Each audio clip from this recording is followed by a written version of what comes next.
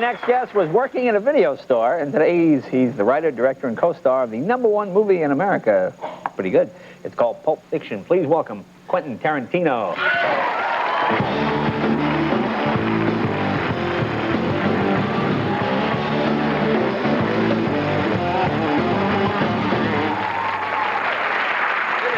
Good to see you. Not only that, he is wearing the same clothes he had on at the video store. Yeah, exactly. Coming in September. Kind of a fast ride. Is this very exciting for you? Oh, very much so. Yeah. Very much. New life, champagne, caviar, you doing all that stuff? Well, no, actually, it's funny because, I haven't changed my lifestyle that much. I still drive my Geo Metro and kind of still live in an apartment and everything. But I have to say, when I was in France, I had caviar, tried it for the first time. Never thought, who wants that? Fish eggs, you know? Fish eggs. Yeah. I had it and it's pretty good. Yeah, I have to say, I like that, yeah. And then I had, also, I never really understood what people liked about champagne before. It was I just don't get it, all right?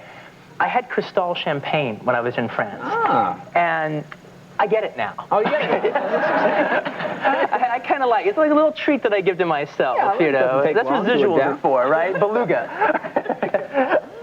So you're getting into it. Because I tend to, because that's what, the thing that sort of makes me laugh about your films is the dialogue that sort of, I guess it's pop culture, the constant references to obscure hamburgers at Carl Jr. Well, it's funny because when I was writing Pulp Fiction, I was living in Europe. I was living in Amsterdam at the time, and I was traveling, seeing Europe for the very first time in my life. I barely left Los Angeles County my whole life, and then let's go to Europe. And so I was there, and I was really taken with how, as much as things are the clip you'll see it, but how much, not our differences, because that's a given. Right. But how our similarities, but how even though they're similar, they're a little different.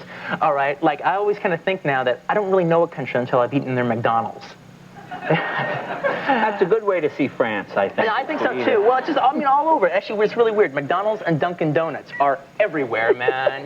They're in Brazil, they're in Spain, and McDonald's, they have different things than we have here. Like they have a McTeriyaki thing in Japan.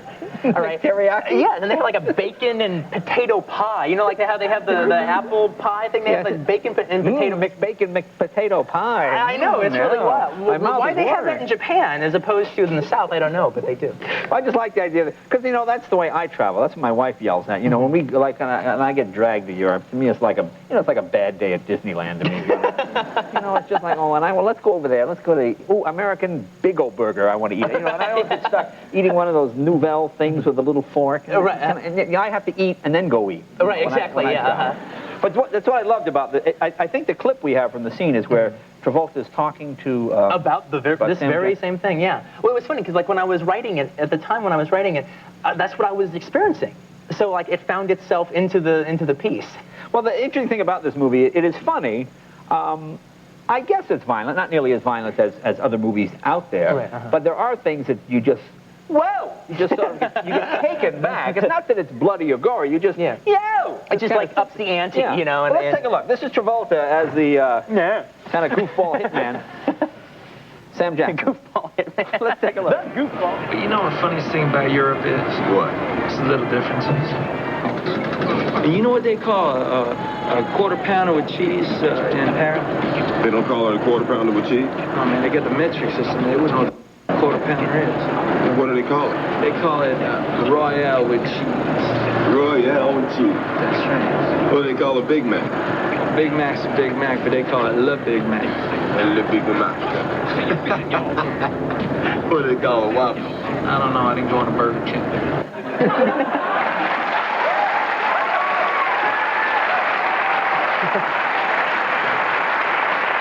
Now, you grew up in the 70s. Yes. I'm not much older than you. I grew up in the 60s, but because people always say, the 60s is sort of the hip one, everybody. Right. But the 70s had some. The 70s are great, man. I mean, it was that was one of the big drags about growing up in the 70s. Is you meet all these old hippies, or man, I was at Altamont, I was at Woodstock. We had Hendrix, we had the Stones. You had nothing, man. The Archies. Yeah, exactly. Yeah, they had the Monkees. Oh, the Monkees are cool, actually. Yeah, they had Iron. We had Iron Butterfly. But it was I was always but it's funny, maybe we didn't, actually I kind of like the rock and roll in the 70s, but it's maybe we didn't have like the movement in rock and roll that they had in the 60s, but we had television. All right, we had the Carol Burnett Show. Okay, we had, Do you collect 70s trivia? Oh, yeah, exactly. It just makes me laugh that there is 70s trivia. Yeah. Well, no, actually, it's not that so much I collect 70s trivia. I just collect, like, stuff that I actually have a board game collection. Game? A board game, Yeah. And it's, like, funny because it's, like, I collect board games that have to do with, like, TV shows and movies. So I have, like, the Dukes of Hazzard game. I have the I Dream of Jeannie game. The Combat game. All those games are just Candyland. Oddly enough, that's not right, all right? That's what I thought.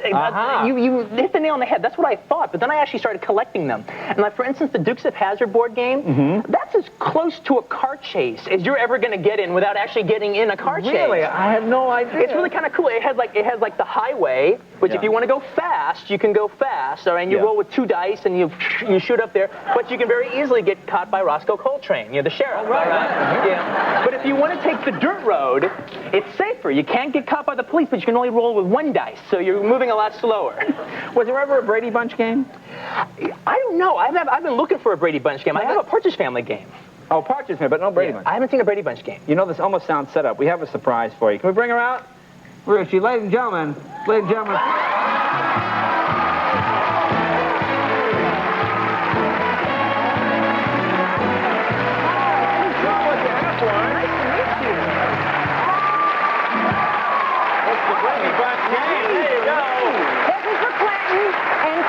The show, I want you to come over to my house, and we're going to play, and I am going to whip your butt.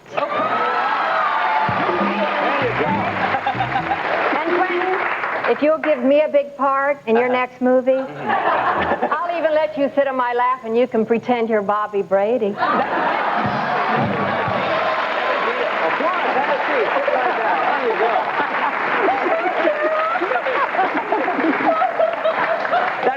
That you didn't have one. All right, folks, the movie is... Congratulations. Oh, thank you very much. The movie is Pulp Fiction. It is the #1 movie in America, and a very, very well-written film. We tease and would be silly, but I was very, very impressed with it. Just terrific, and congratulations. Hey, Quentin Tarantino. I'll be right back.